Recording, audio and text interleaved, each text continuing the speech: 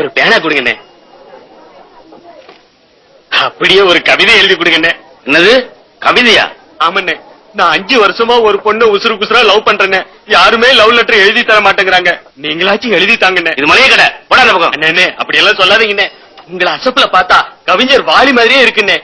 நீங்க மட்டும் தாடியும் மீசையும் எடுத்துப்புட்டா கவிஞர் கண்ணதாச மாதிரியே இருக்கும்ண்ணே. என்ன சொன்ன? கவிஞர் கண்ணதாச மாதிரியே இருக்கும்ண்ணே. அப்படின்ற அதானே.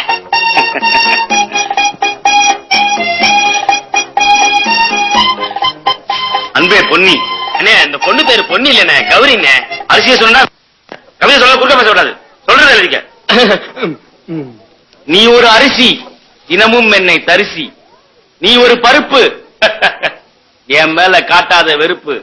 நீ ஒரு உப்பு, உன்னை பாக்காட்டினா அது தப்பு. நீ ஒரு சக்கரை, என் மேல காட்டு அக்கறை. நீ ஒரு மல்லி, உங்க அம்மா தான் எனக்கு வில்லி. நீ ஒரு சேமியா, எங்க அம்மா உனக்கு மாமியா. மொத்தத்துல நீ ஒரு பெருங்காயம், என் இதயத்துல ஏற்படுத்திடாத பெருங்காயம். அதான் கவிதை சொல்லிட்டல, அப்புறம் அழுகுற. வேஸ்ட் பண்ணாத, கொண்டு போய் கொடுப்போ. கவிதை எல்லாம் நல்லா இருக்குண்ணே. அப்புறம் என்ன, கொண்டு போய் கொடுக்க வேண்டியதானே? அதை கொண்டு போய் கொடுக்கறதுக்கு பயமா இருக்குண்ணே. அதுக்கு நான் என்ன பண்றது? கையோட நீங்களே வந்து கொடுத்துருக்கேன். என்னது, நான் வந்து கொடுக்கணுமா? ஆமாண்ணே, உங்களை பார்த்தா எங்க மாமா மாதிரியே இருக்குண்ணே. என்னது மாமா? ஆமாண்ணே. என்ன சொல்ல மாட்டேன்.